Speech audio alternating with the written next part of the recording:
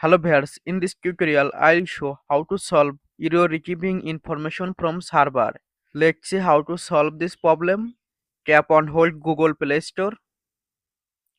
Click on App Info or I button. Tap on Force Stop. Tap on OK. Tap on Storage and Cache. Tap on Clear Storage. Tap on Delete. Swipe down notification panel. Turn on flight mode or airplane mode just few seconds. Turn on mobile data or Wi-Fi